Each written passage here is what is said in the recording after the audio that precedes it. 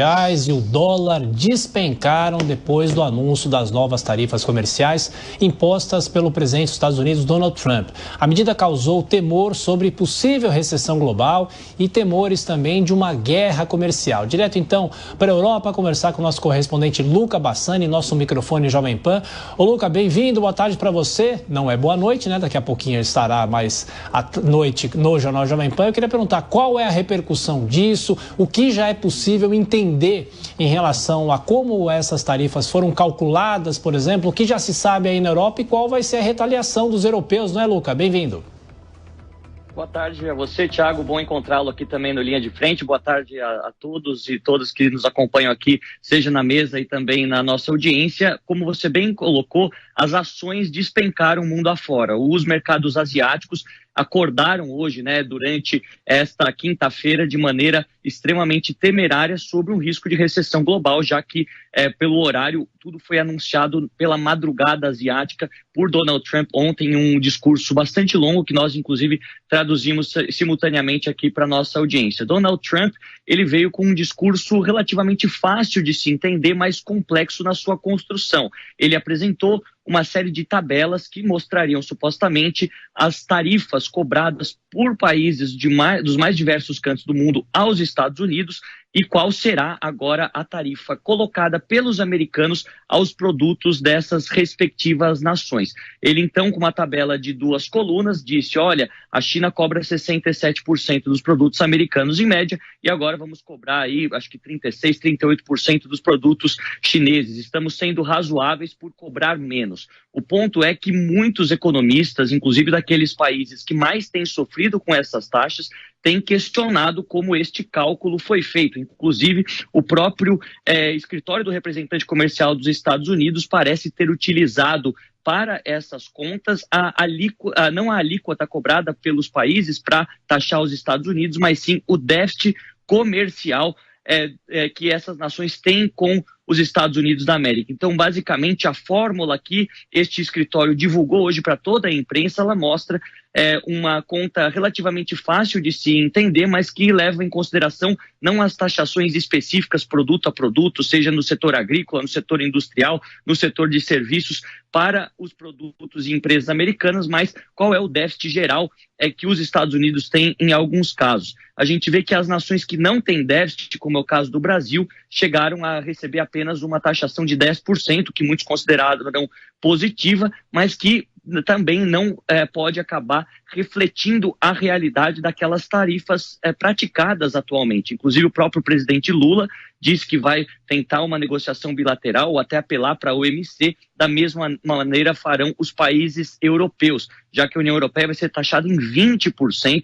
O próprio presidente Emmanuel Macron pediu para que as empresas europeias suspendam os seus investimentos nos Estados Unidos, tentem reinvestir na Europa e também faz um apelo geral para que as nações individualmente da União Europeia consigam convencer Donald Trump a não praticar esse tipo de conduta econômica que, segundo as nações mais ricas do mundo e até mesmo aquelas emergentes, pode ter um resultado catastrófico. Nós sabemos que é uma medida bastante protecionista. Trump já deixou isso bastante claro durante a sua campanha eleitoral, não é uma surpresa para o mundo, mas sabemos que hoje, com as cadeias de produção tão integradas, muitas vezes medidas pouco ortodoxas como essas grandes taxações, buscando um superávit, uma balança comercial favorável a todo custo, pode ter algum tipo de repercussão desastrosa, principalmente em uma economia mundial que não está tão aquecida. Nós vemos que os países continuam crescendo, mas até mesmo a China, até mesmo os Estados Unidos têm um crescimento lá na faixa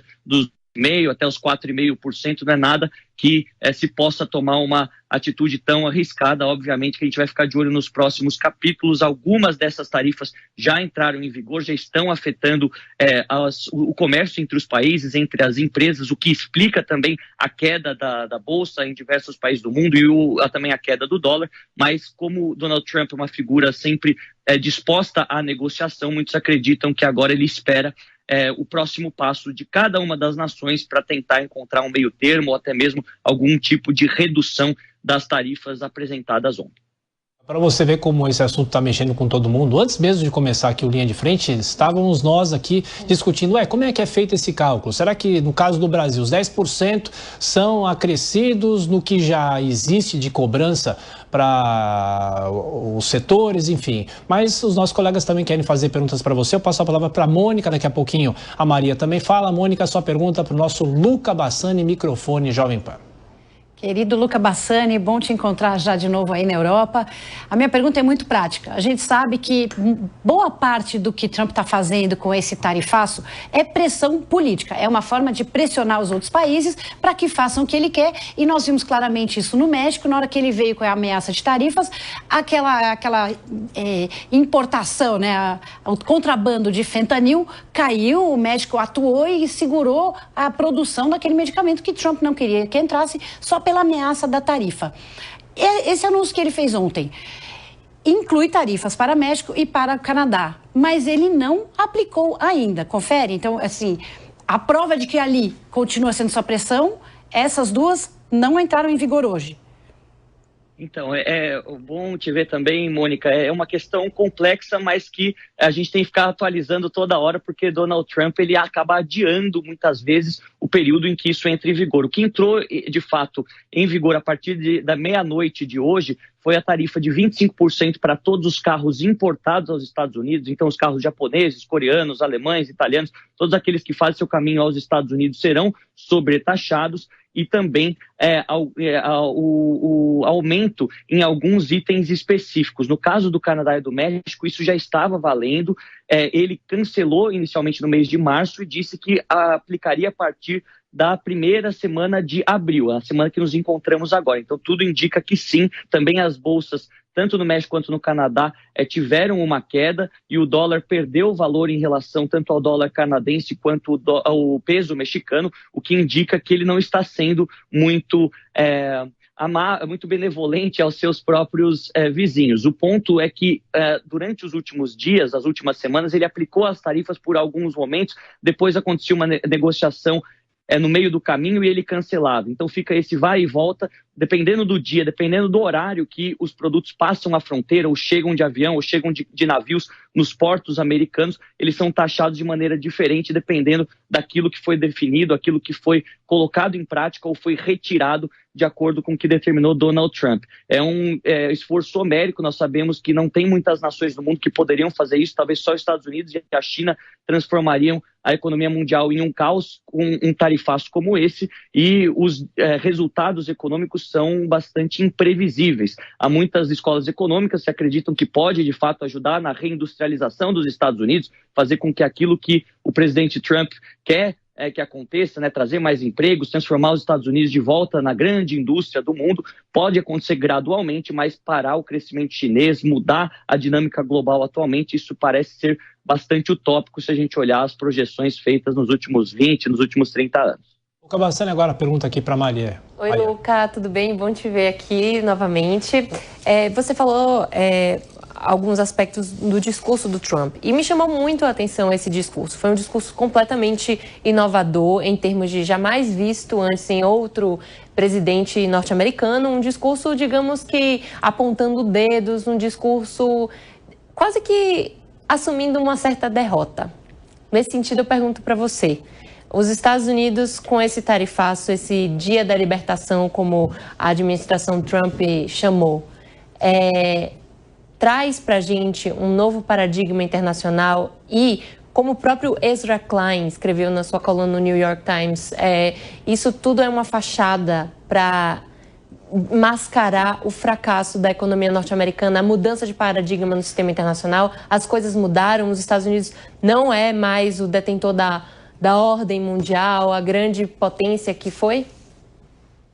Oi, Maria, bom também te encontrar aqui. É muito interessante essa análise política, porque ele pega um assunto complexo. Hoje, o comércio global ele é feito de maneira tão específica, né, dividida em tantas etapas. Um único produto tem a sua produção de diversos componentes, em às vezes 4, 5, 10 países, se a gente for olhar nessa especificação exata da linha de produção, mas ele transformou isso em uma linguagem simples. Ele apresentou uma tabela que aqueles entendidos de economia, aqueles cidadãos mais leigos do assunto conseguem entender. Cobra-se tanto da gente, a gente vai cobrar também a partir de agora deles, mas em menor quantidade, então não somos tão maus quanto parece. O ponto é que esse cálculo, como a gente fala, ele é feito muitas vezes de forma mascarada e não utilizando a alíquota cobrada pelos países para taxar os Estados Unidos, mas o déficit comercial que os Estados Unidos têm perante essas respectivas nações. Eu acredito que nesse discurso ele culpou muito os democratas, dizendo que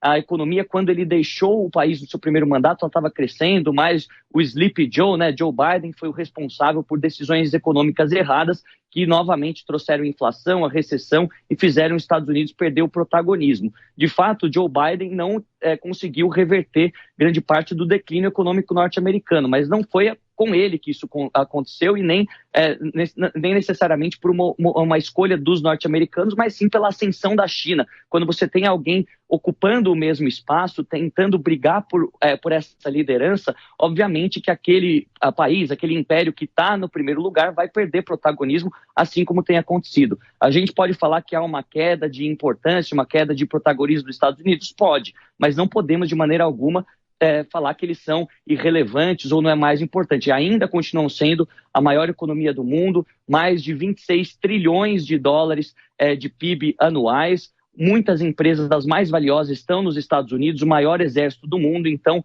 é mais uma questão talvez de mudança de paradigma no simbolismo que esse tem em reconhecer que os Estados Unidos perderam a posição que ocuparam durante os últimos 70 anos, do que uma mudança brusca e rápida que vai acontecer com a China dominando tudo a partir de amanhã. A gente sabe que não é assim, é um processo gradual, mas ele fez uma espécie de meia-culpa, obviamente que não culpando a si mesmo e a sua administração, mas culpando aqueles que o precederam, principalmente os democratas, apontando sempre no discurso para o Salão Oval, dizendo que as decisões lá tomadas que foram a ruína da classe média americana, dos empregos americanos e da economia americana durante as últimas décadas.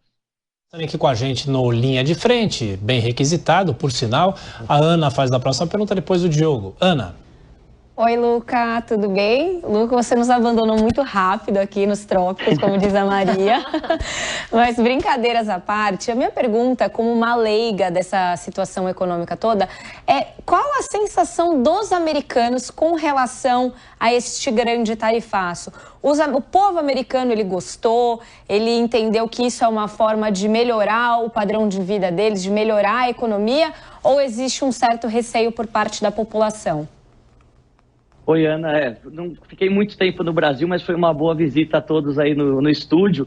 É uma questão que ela parte tanto da questão teórica para a questão prática. Na teoria, o discurso feito por Trump, ele é fácil de se entender. Mostra-se a tabela, fala que os Estados Unidos vão se reindustrializar, novas fábricas vão ser construídas, milhares de empregos vão ser criados e aquela sensação de América no topo do mundo dos anos 60, 70 vai voltar a acontecer. Então, isso, aos ouvidos dos americanos, principalmente a classe média, que foi aquela que mais perdeu durante esse processo de globalização, acaba soando como algo ideal, algo perfeito, um presidente que se preocupa com a população. Mas grande parte dessas medidas só vão conseguir ser sentidas num futuro próximo, até mesmo no médio prazo. E muitos economistas apontam que isso pode causar inflação e o aumento considerável de alguns itens de consumo, dos carros, que tem parte da sua produção no México, parte delas na China, os telefones celulares, os computadores, outros bens industrializados, têxteis, por exemplo. Então,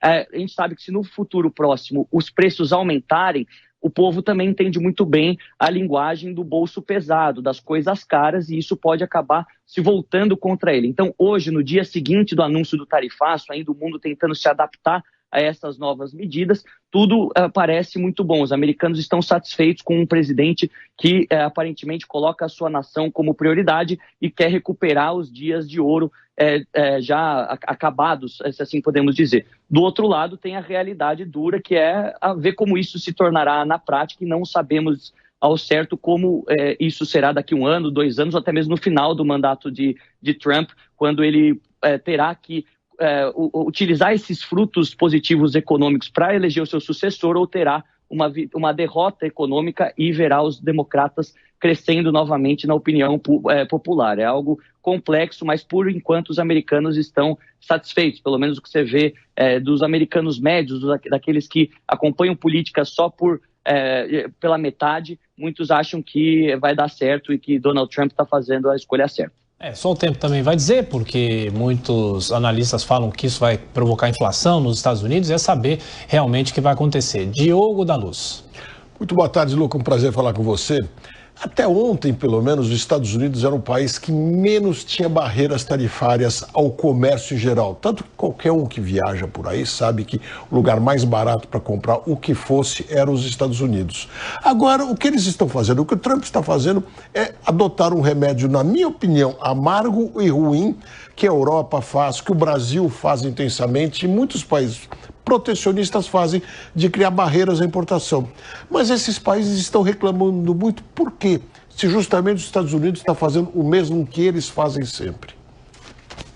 Olha, Diogo, é uma ótima questão. Até historicamente, os Estados Unidos, como uma nação que foi fundada pelos princípios liberais, né, não só na conduta pessoal, né, a liberdade de expressão, liberdade religiosa, etc., também empregava o liberalismo econômico, onde a livre concorrência, teoricamente, deveria fazer com que as melhores empresas, com os melhores produtos, nos melhores preços, fossem aclamadas e consumidas em maior parte pela população norte-americana e mundial. Muitos acreditam que essa sim é uma medida iliberal, antiliberal, talvez taxar cada vez mais e protegendo o mercado americano em detrimento da livre concorrência, da livre competição, para que daí os consumidores norte-americanos, que são muitos, mais de 320 milhões de pessoas, possam escolher se querem um produto chinês, japonês, europeu, africano ou americano.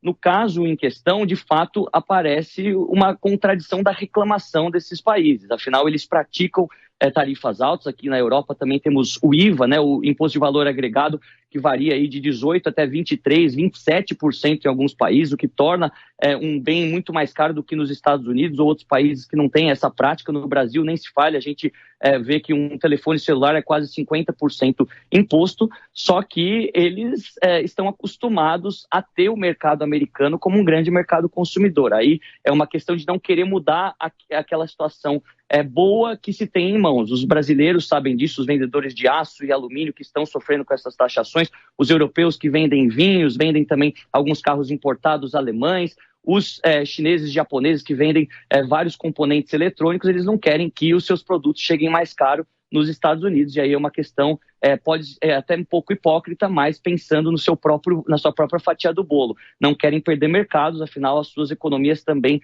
não estão na melhor das situações. Nenhum desses países está numa recessão dramática, numa queda econômica absurda, mas eles querem sempre continuar crescendo e ter acesso ao mercado americano com preços baratos, preços competitivos, é o que dá uma chance de crescimento econômico. Os europeus sabem disso melhor do que ninguém, porque são os que mais têm sofrido nesses últimos 5 anos, desde a pandemia, a guerra da Ucrânia. Ter o mercado americano ainda comprando seus produtos é sempre um alívio, é sempre uma boa notícia, e agora isso tende a mudar. Luca, para te liberar, a Mônica faz a última questão. Mônica.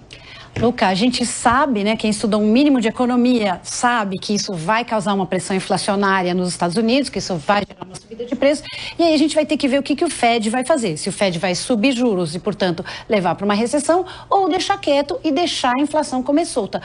O Fed já se manifestou, já falou alguma coisa, já deu sinais de qual vai ser a sua reação? Que é o Banco Central de lá? Essa questão é fundamental, porque o Fed, quando ele sobe ou desce a taxa de juros para tentar controlar a inflação, ele acaba mexendo no mundo todo, porque nosso comércio ainda acontece majoritariamente no dólar, e isso vai acabar mexendo no preço do dólar em todo o mundo, fazendo com que as importações e exportações brasileiras e europeias, chinesas também tenham uma volatilidade, e faça com que os seus próprios países possam ter um ganho muito expressivo com o dólar aumentando bastante, ou até mesmo uma perda de capital. Por enquanto, eu não vi nenhuma manifestação oficial do Fed, mas com certeza quando a gente olha para aquelas pessoas, os economistas, os quadros técnicos dentro desse órgão econômico tão importante, eles são muito mais pragmáticos do que Donald Trump. São pessoas que sabem todos esses riscos e não partem para a questão política, a questão eleitoreira que muitas vezes se baseia Donald Trump para tomar certas decisões e fazer certos discursos que mexem com o mercado. Acho que o Fed ele já foi bem informado em relação a isso e tem pessoas competentes para saber agir quando essa pressão inflacionária começar, que de fato é algo que vai acontecer, não é nenhuma novidade, não é querer torcer contra ou a favor, é só uma tendência que se observa ao longo da história da economia, quando tarifas são implementadas de maneira tão brusca, tão severa em relação a tantos produtos, obviamente que a inflação ela não aguenta e acaba pesando no bolso do consumidor, algo que muitos acreditam que já aconteça neste ano de 2025 nos Estados Unidos. E pelo visto, Luca, você com a sua cabeça de matemático entendeu essa história bem melhor do que a gente aqui no Linha de Frente. Bom trabalho para você, a gente volta a se falar mais tarde no Jornal Jovem Pan. Valeu, Luca!